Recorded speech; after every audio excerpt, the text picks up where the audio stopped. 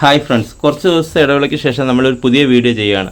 ഈ വട്ടം ചെയ്യുന്ന വീഡിയോ എന്ന് പറഞ്ഞാൽ യമഹയുടെ ഏറ്റവും പുതിയതായിട്ട് ഇറങ്ങിയ യമഹ ഫാസിനോ ആണ്. അതായത് നേരത്തെ ഉണ്ടായിരുന്ന മോഡലിൻ്റെ അകത്ത് ചെറിയ ചെറിയ ആൾട്രേഷൻ വന്നിട്ട് നമുക്ക് ഇറക്കിയ ഒരു യമഹ ഫാസിനോ ഉണ്ട്. ആ ഫാസിനോയുടെ ഡീറ്റെയിൽസ് ആണ് നമ്മൾ ചെയ്യാൻ പോകുന്നത്. അതായത് നമുക്ക് ഹിസ്റ്ററി ഉണ്ടായിരുന്ന പ്രോഡക്റ്റിനകത്ത് എന്തൊക്കെ ചേഞ്ചസ് ആണ്, എന്തൊക്കെ വ്യത്യാസമാണ് വന്നേക്കുന്നതെന്ന് നമുക്ക് ഈ വീഡിയോയിലൂടെ നോക്കാം. അതിൻ്റെ അകത്ത് എന്തൊക്കെ കളേഴ്സ് വന്നിട്ടുണ്ട്, എന്തൊക്കെ ചേഞ്ചസ് വന്നിട്ടുണ്ട്, വണ്ടിയുടെ അകത്ത് ടോട്ടൽ വന്നേക്കുന്ന അപ്പിയറൻസിൻ്റെ അകത്തുള്ള വ്യത്യാസങ്ങൾ, ആ കാര്യങ്ങളും നമുക്ക് ഈ വീഡിയോയിലൂടെ ഷെയർ അറിയാം. അതിൻ്റെ അകത്ത് വന്നേക്കുന്ന പുതിയ കളേഴ്സ് ആഡ് ചെയ്തേക്കുന്നതും ഇസ്റ്റിനുള്ള കളറിൻ്റെ അകത്തുള്ള ചേഞ്ചസും ആ കാര്യങ്ങളെല്ലാം നമുക്ക് ഈ വീഡിയോയിലൂടെ ഷെയർ ചെയ്യാം. വണ്ടിയുടെ ഫ്രണ്ടിൽ നിന്ന് നോക്കുമ്പോൾ തന്നെ ഒരു യമഹയുടെ ബാഡ്ജിങ് നേരത്തെ ഉണ്ടായതിനേക്കാളും വ്യത്യാസം ആഡ് ചെയ്തു. ഫ്രണ്ടിലെ മൽഗാർഡിൻ്റെ അകത്ത് യമഹ എന്ന് പറഞ്ഞൊരു ബാഡ്ജിങ് ആഡ് ചെയ്തു. അതേപോലെ തന്നെ ആ ബാഡ്ജിങ്ങിന് സൈഡിലോട്ട് വരുമ്പോഴത്തേക്ക് ഒരു മഞ്ഞയും ഒരു ബ്ലാക്ക് നിറത്തിലുള്ള ഒരു സ്റ്റിക്കർ വർക്ക് ആഡ് ചെയ്തിട്ടുണ്ട്, ഒരു ഗ്രാഫിക് ഡിസൈൻ ആഡ് ചെയ്തിട്ടുണ്ട്. അത് നമുക്ക് കാണുമ്പോൾ തന്നെ ഒരു ക്യൂട്ടായിട്ടുള്ള ഫീലിംഗ് ചെയ്തു. ഫ്രണ്ടിൽ നമുക്കത് ക്യൂട്ടായിട്ട് ആ സ്റ്റിക്കർ വർക്കും യമഹ എന്നുള്ള ലോഗോയും കാണുമ്പോഴത്തേക്ക് ആ ബ്ലാക്കിൽ തന്നെ അതിൻ്റെ അകത്തൊരു ഡിസൈൻ വർക്കോട് കൂടിയുള്ള ഇതാണ് വരുന്നത്.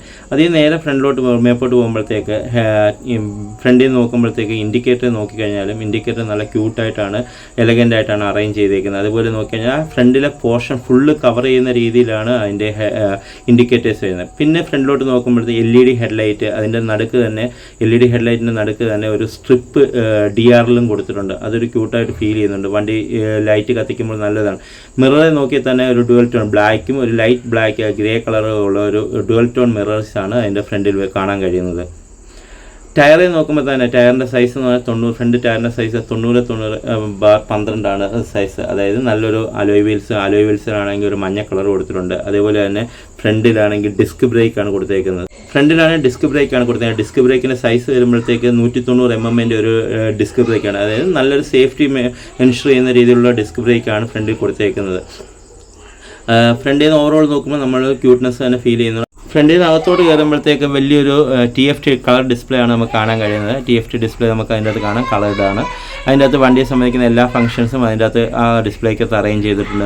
അതേപോലെ തന്നെ അത് ബ്ലൂടൂത്ത് കണക്ടിവിറ്റി ആണ്, വൈ കണക്ട്. അതായത് യമഹയുടെ ആപ്പായ വൈ കണക്ട് ചെയ്താൽ നമുക്ക് ടേൺ ബൈ ടേൺ നാവിഗേഷന്, മൊബൈൽ ആക്ടിവിറ്റി, അതായത് മൊബൈലിൻ്റെ അകത്ത് ഇൻകമിങ് കോള്, ബാക്കിയുള്ള കാര്യങ്ങളെല്ലാം ഡീറ്റെയിൽ ആയിട്ട് ഇതിൻ്റെ അകത്ത് അപ്ഡേഷൻ കിട്ടും. ഫ്രണ്ടിൽ താപ്പോട്ട് നോക്കുമ്പോൾ നമുക്കൊരു ഹാങ്ങിങ് ഹുക്ക് കാണുന്നുണ്ട്. നമുക്ക് 5 കിലോ വരെ ഹാങ് ചെയ്യാവുന്ന ഒരു ഹുക്ക് കാണുന്നുണ്ട്. അതിനുശേഷം ബാക്കിലോട്ട് നോക്കുമ്പോൾ അതിൻ്റെ ഇന്നർ പാനൽ കഴിഞ്ഞാൽ ഒരു ബ്ലാക്ക് അല്ലെങ്കിൽ ഒരു ബീജ് എന്ന് പറയുന്നത് ഗ്രേ കളറോട് കൂടി ഒരു ഇന്നർ പാനലാണ്. ഇന്നർ പാനലിൻ്റെ അകത്ത് തന്നെ എല്ലാ രീതിയിലുമുള്ള ഫിനിഷിങ് അതിൻ്റെ അകത്ത് കൊടുത്തിട്ടുണ്ട്. കാരണം നല്ല ഗ്ലോസി ആയിട്ടുള്ള ഇന്നർ പാനലാണ്. അതേപോലെ തന്നെ അടിയിലത്തെ പാനലായാലും നല്ല ഡയമണ്ട് കട്ടായ ഡിസൈനോട് കൂടിയ ഒരു പാനലാണ് കൊടുത്തേക്കുന്നത്. അതേപോലെ തന്നെ ഇതിൻ്റെ കൺട്രോൾ പാൻസ് എല്ലാം ഒരു ജോയ്സ്റ്റിക്ക് മാതിരി, അതായത് നമ്മളൊരു ഈസി ആയിട്ട് ഹാൻഡിൽ ചെയ്യാൻ പറ്റുന്ന രീതിയിലാണ് വന്നേക്കുന്നത്.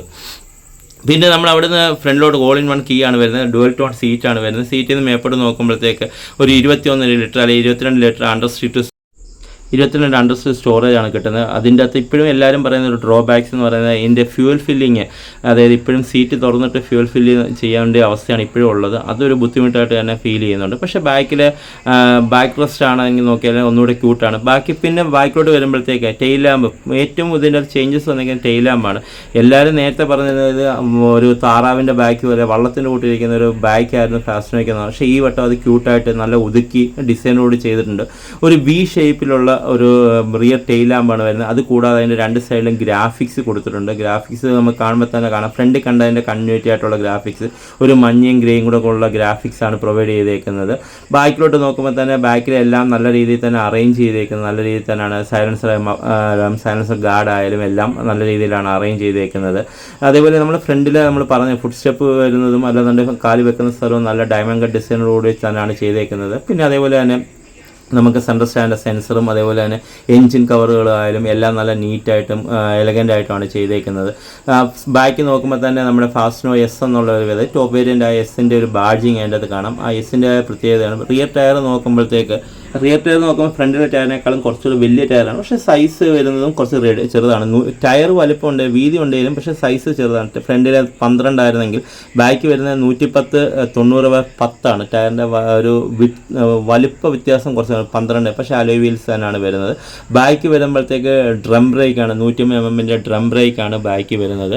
പക്ഷേ അതിൻ്റെ ആ എൻജിൻ കവറുകളെല്ലാം നല്ല എലഗൻ്റ് ആയിട്ട് നല്ല ക്യൂട്ടായിട്ട് അറേഞ്ച് ചെയ്തിട്ടുണ്ട്. പിന്നെ ഓവറോൾ നമ്മൾ ഫ്രണ്ടിൽ നോക്കുമ്പോഴത്തേക്ക് വണ്ടിയുടെ എപ്പോഴും ഒരു ഷേപ്പ് ഷേപ്പ്, ക്യൂട്ടായിട്ടുള്ള ഷേപ്പ് ഇതാണ് ഏറ്റവും കൂടുതൽ കസ്റ്റമർക്ക് അല്ലെങ്കിൽ ആൾക്കാർക്ക് ഇഷ്ടപ്പെടുന്ന ക്യൂട്ടായിട്ടുള്ളത്. പിന്നെ ബാക്കിലെ ടെയിൽ ലാമ്പൊക്കെ ആണെന്നുണ്ടെങ്കിൽ LED നല്ല വിസിബിലിറ്റി ഉള്ള നല്ല ക്ലിയർ ആയിട്ടുള്ള കാര്യങ്ങളാണ് വരുന്നത്. അപ്പോൾ അതിൻ്റേതായ ഒരു പ്രത്യേകത നമുക്ക് വണ്ടിക്കകത്ത് ഓവറോൾ നമുക്ക് കാണാൻ പറ്റും. ഇതിൻ്റെ അകത്ത് നമുക്ക് നോക്കുമ്പോഴത്തേക്ക് മറ്റേനേക്കാളും നല്ല രീതിയിൽ എലഗൻ്റ് ആയിട്ടുള്ള ഒരു ഇതാണ് കാണാൻ പറ്റുന്നത്.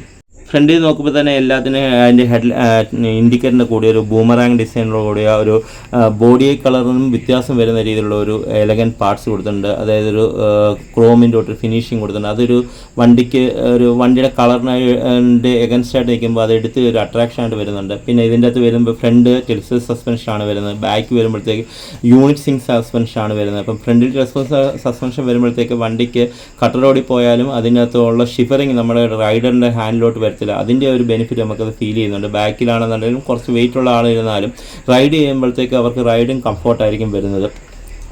രണ്ട് വണ്ടി ട്യൂബ്ലെസ് ടയേഴ്സ് ആണ് അതിൻ്റെ അകത്ത് വരുന്നത്. പിന്നെ അതിൻ്റെ ബെനിഫിറ്റ് നമുക്ക് അതിൻ്റെ അകത്ത് കാണാൻ പറ്റും. ഹെഡ്ലൈറ്റ് ഫ്രണ്ട് വരുമ്പോൾ LED ഹെഡ്ലൈറ്റ് ആണ് ഫ്രണ്ടിൽ വരുന്നത്. അപ്പം അത് വിസിബിലിറ്റി നമുക്ക് നല്ല രീതിയിൽ നമുക്ക് അതിൻ്റെ അകത്ത് കൂട്ടിത്തരുന്നുണ്ട്.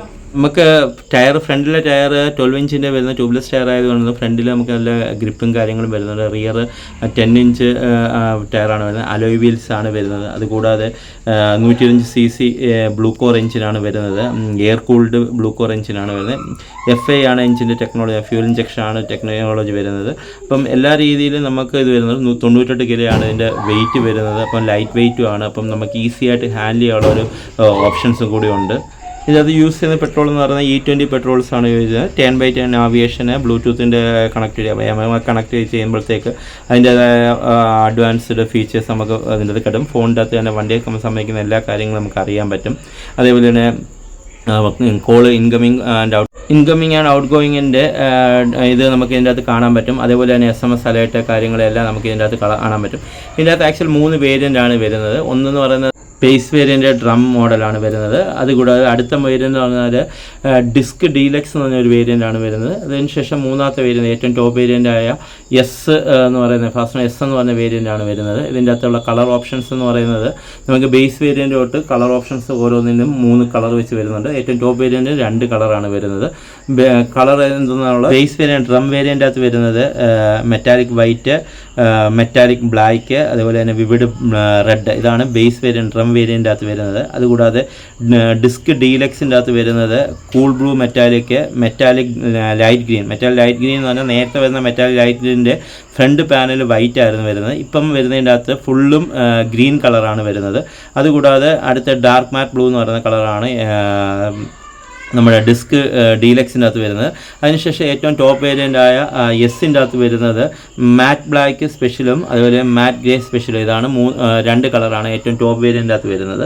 അപ്പം അതിൻ്റെ അകത്ത് രണ്ടും മാത്രമാണ് നമുക്ക് TFT ഡിസ്പ്ലേ അവൈലബിൾ ഉള്ളത്. അതിൻ്റെ അകത്ത് മാത്രമേ TFT ഡിസ്പ്ലേ ഉള്ളൂ.